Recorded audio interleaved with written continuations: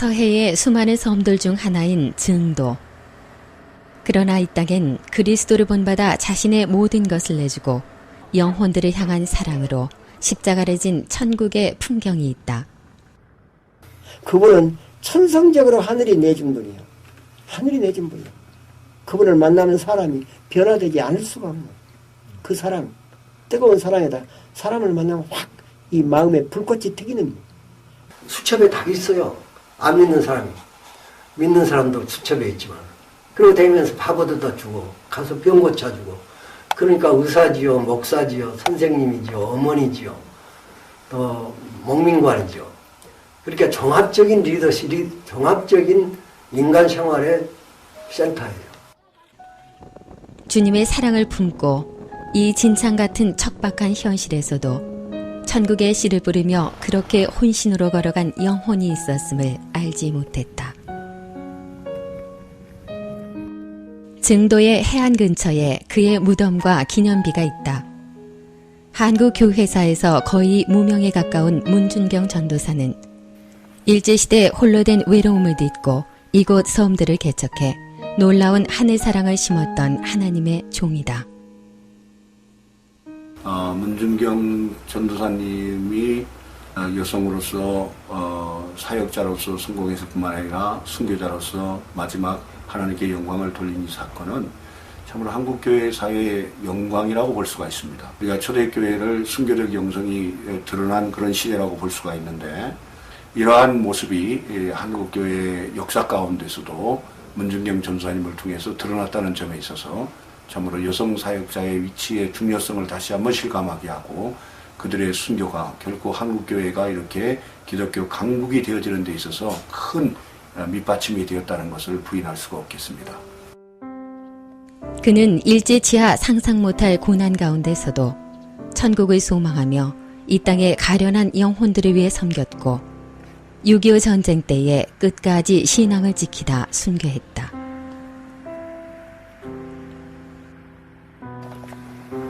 어디가 순교자예요?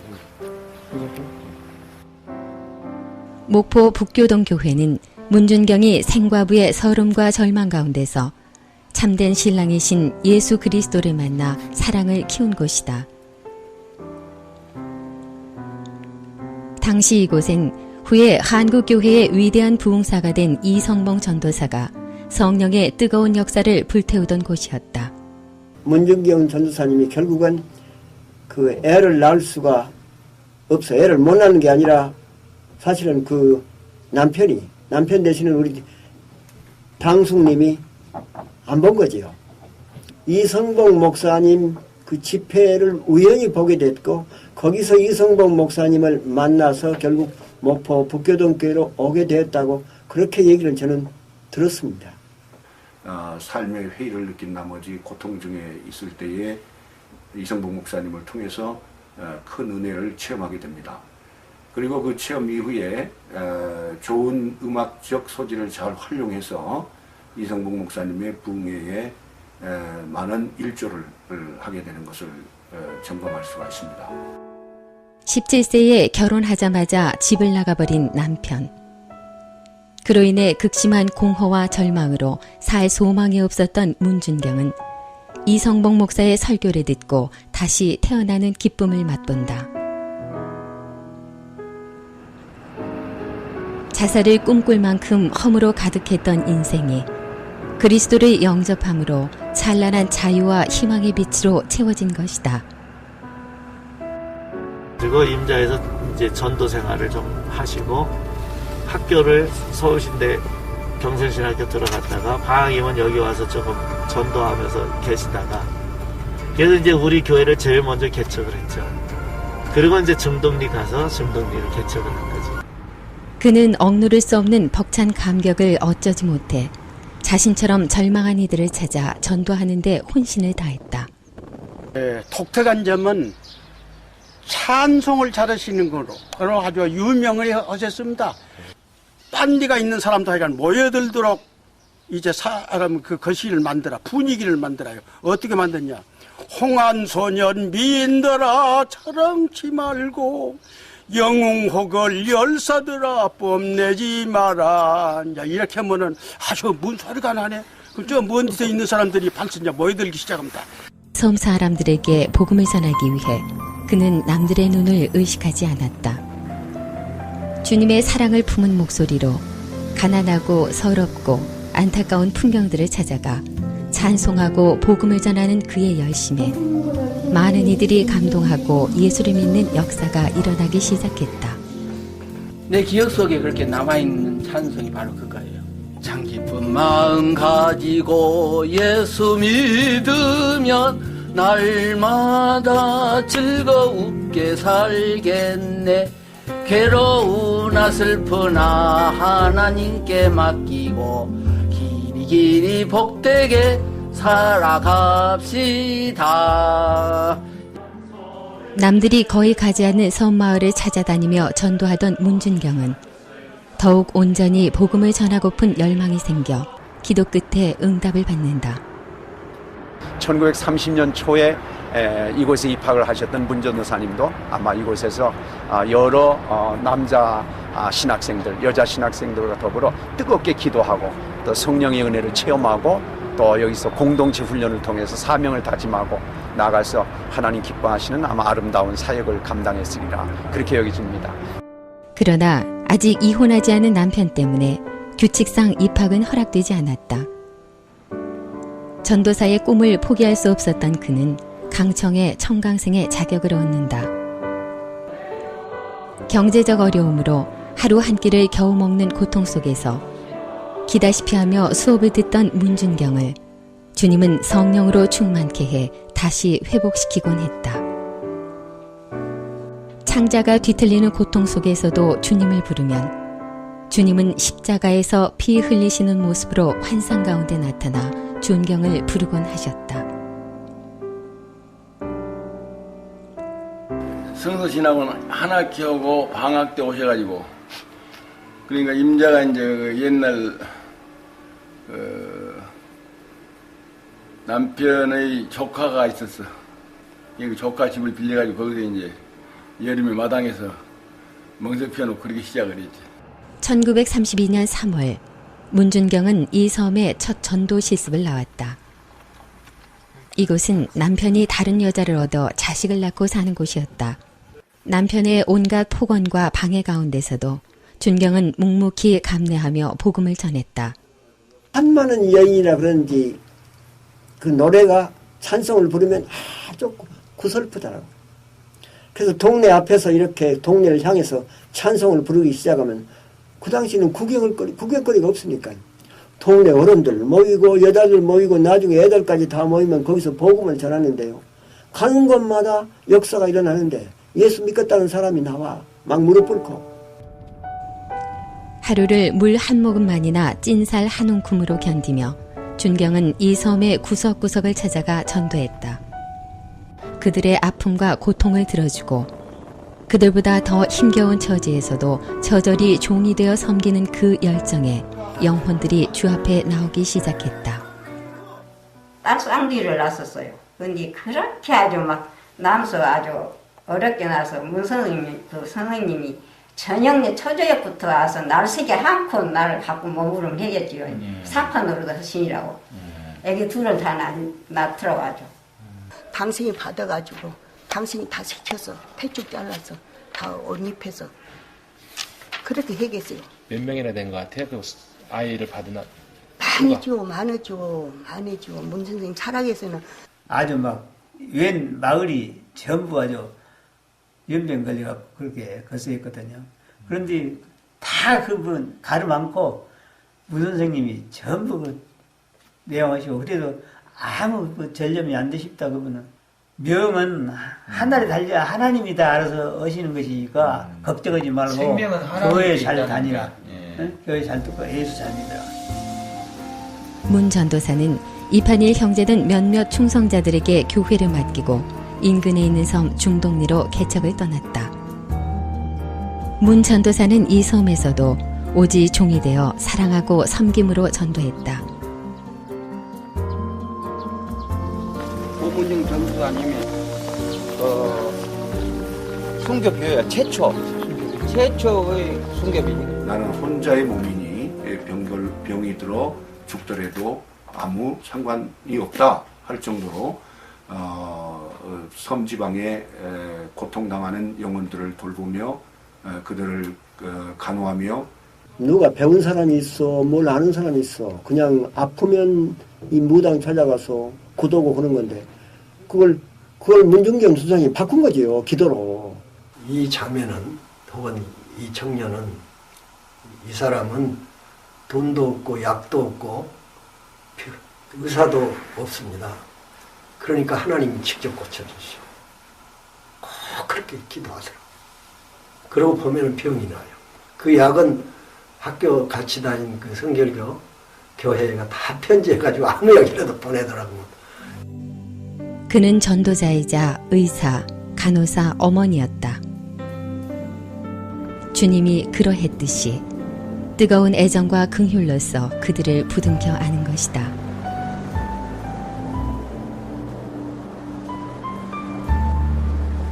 뻘 빠져 다니시면서 이렇게 전도를 하셨죠. 그때. 위험하시 텐데. 아주 굉장히 위험했죠. 물이 들면은, 물이 밀고 올라오면 못 가시고 기들고 3m에 기들고. 1935년 2월 문준경 전도사는 바로 옆에 있는 섬 대초리 개척에 나섰다. 중동리에 연해 있는 이 작은 섬은 2.5km의 갯벌을 건너야만 갈 수 있다. 추운 겨울 문 전도사는 이곳을 개척하기 위해 수없이 왕래하며 위험을 감수했다. 갯벌의 진창과 바닷물의 위험을 무릅쓰고 건너가 초라한 모습으로 전도하는 문준경을 대초리 주민들은 무수히 핍박했다. 여기가 맨 처음 자리인가요? 여기 나무 숨어 있는 데 있어가지고.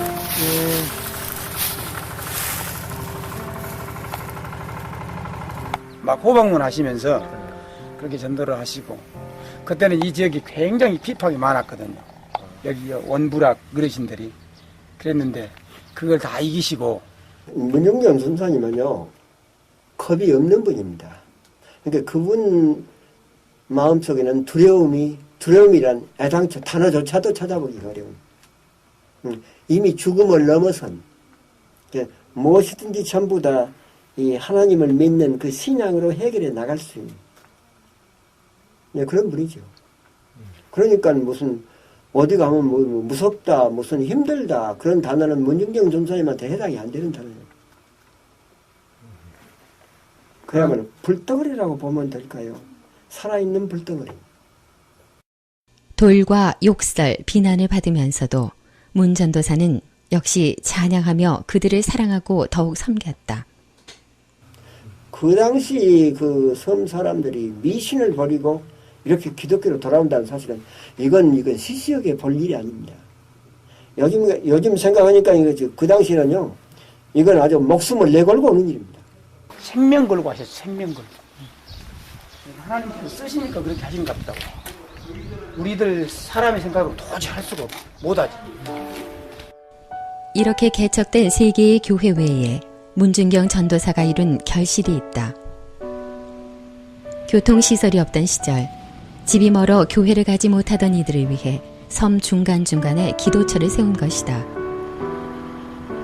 영혼 하나하나를 지극히 사랑하는 열정이 그 힘겨운 시절 그런 결실들을 맺은 것이다. 우전리, 그다음 재원, 방충리 기도소를 설립해서 교역자 없는 교회로서 발돋움할 수 있는 그러한 기틀을 마련하면서 이분이 그 교회들의 그 상황들을 보살피며 성도들을 위해서 위로의 사역을 감당했었습니다. 그런 하늘의 미랄 같은 충성은 그 지방 섬들이 복음화되는 일에 큰 자양분이 되어 나타났다. 이 기도처가 이 근처에요? 저 오개동 보이는 지금 파란 그 지붕 있는 그의 위에 집에가 기도처로 있었지. 문준경 전사님의 기도처. 옛날에 그래서 선수 그런 데 한 번씩 이렇게 가시면서 돌아가시고. 지금은 증도면의 90% 이상이 기독교인이 되었습니다. 그 다음에 자은으로 가셔서 역시 자은에도 7, 8개의 교회를 세우시고 암태로 가셔서 다시 팔금으로 가시고 안자 그리고 비금, 도초, 신안군 일대에 14개 면을 풍선 그때로 말하는 바람으로 가는 배를 타시고 다니시면서 복음을 전하고 교회가 세워지게 됩니다. 바울이 1차, 2차 전도 여행을 했던 것처럼 우리 문중영 전도사님께서도 그러한 사역을 감당하셨습니다. 누구나 빛나고 화려하며 주목받는 곳을 지향한다. 그러나 문준경 전도사는 남들이 미쳐가지 않는 외진 땅을 향해 자신의 생을 불태웠다. 사랑이 그 길을 가게 했고 그 사랑의 본질이신 하나님은 그 걸음을 다 알고 계셨다. 언제나 동행하셨다. 지금도 생생한 게 작은아버지 해방됐어요. 해방됐어요. 그렇게 인사를 하고서는 그 선 자리로 이렇게 뭐 돌아오라고 하는데 나 가야 된다고. 선 자리로 바로 그 중동리로 넘어갔습니다. 일제 말기 극악한 신사참배의 강요를 거부해 모진 옥고를 치른 문 전도사는 감옥을 찾아온 성도들을 오히려 걱정하기만 했다고 한다. 저기 소나무 숲. 알지 걸로. 예. 여기가 바로 그 순교를 했던 현장입니다. 예. 이판일 장로님하고 그 다음에 또 가족들 그리고 또 교인들 그 48사람이 이 근내에다가 이렇게 구덩이를 파고 그리고서는 거기다 이제 생내장을 갔죠. 해방을 맞은 지 얼마 후에 그 처참한 6.25를 다시 만났다. 임자도에 남아 교회를 지키던 이판일 장로 일가족 등 성도들이 무참히 순교를 당했고 같은 날 생명을 위해 잠시 피해 있으라는 이성복 목사의 권고에도 고난당하는 성도들을 그냥 버려둘 수 없다며 목포에서 증도로 돌아오고 말았다.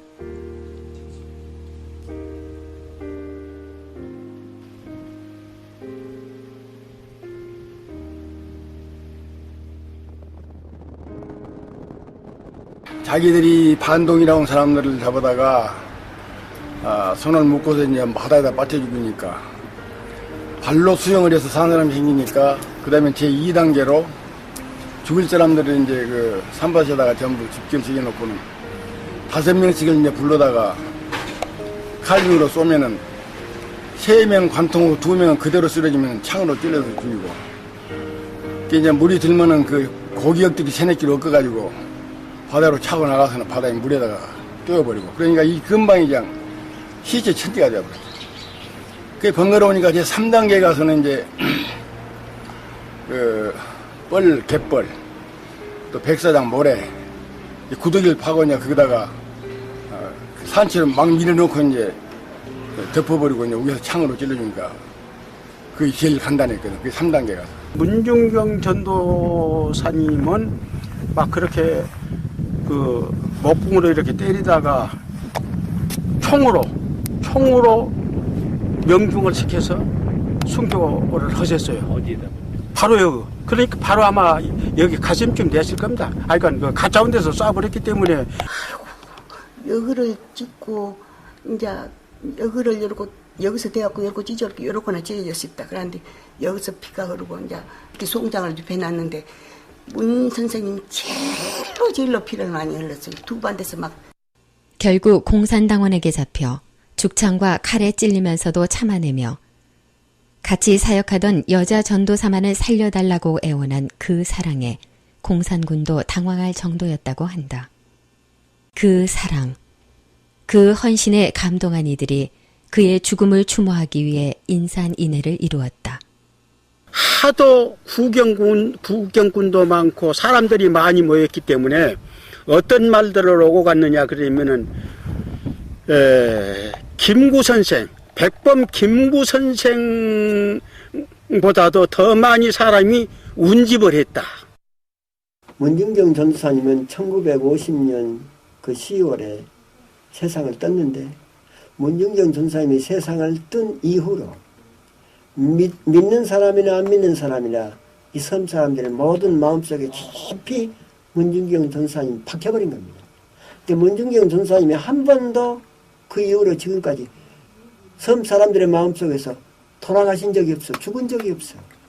오히려 더 살아서 역사를 하는 셈이지. 그게 바로 오늘날 교회를 그렇게 만들어버린 겁니다. 이건 예수님이 돌아가셨거든요. 십자가에 달려서 예수님이 돌아가시고 천국에 가버렸는데 그 다음에 그 예수 믿는 사람들에 의해서 기독교가 이렇게 널리 전파되는 것과 똑같은 현상입니다. 지금도 눈물이 나온 것은 진동이 신자들을 우리들을 살리기 위해서 당신이 오셔갖고 우리 대신 우리를 살리고 당신이 혼자 돌아가 순교해야겠는데 그냥 머리털이라도 빼서 네가 참말로 번양하려고 했는데 이렇게 돌아가게 벌써 지금 하나님 우편에 안겨 계셔서 지금 이 시간도 내다보시고 계신답니다. 선생님, 우리가 선생님 은혜 다 못하고 아팠습니다. 나중에 죽어서 하늘나라에 가서 다시 만나서 이런 말이라도 하고 있으면 꼭 쓰겠습니다.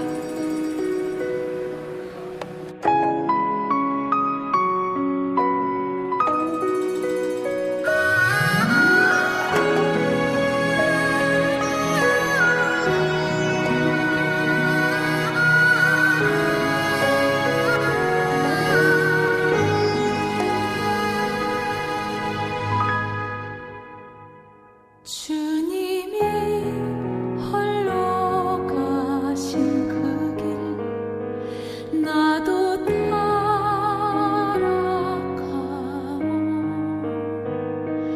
모든 물과 피를 흘리신 그 길을 나도 가오 험한 괜찮소 바다 끝이라도 나는 괜찮소 죽어가는 저들을 위해 나를 버리길 바라오 아버지 나를 보내주오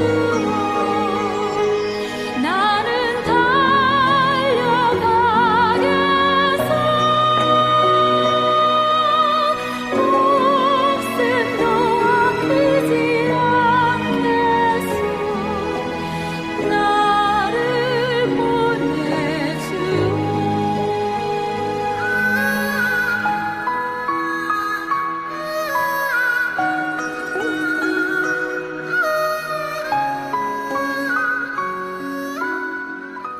언제나 남들 앞장섰어요. 노래 불러주고 그러면 다 감동을 받고요. 변화를 받아요. 다 예수를 안 믿는다고 하지만은 이분이 가면은 다 마음이 변화가 돼요. 이분이 가면. 그 전도사님이 뭐 열정적이야. 좀 더 열정적이고 아주 복음에 뜨거운 그런 전도사님이었어요. 내 생애에는 아마 최초의 최대의 그 임팩트를 준 분이에요. 정말 그 테레사 성녀 있잖아요. 작은 의미에서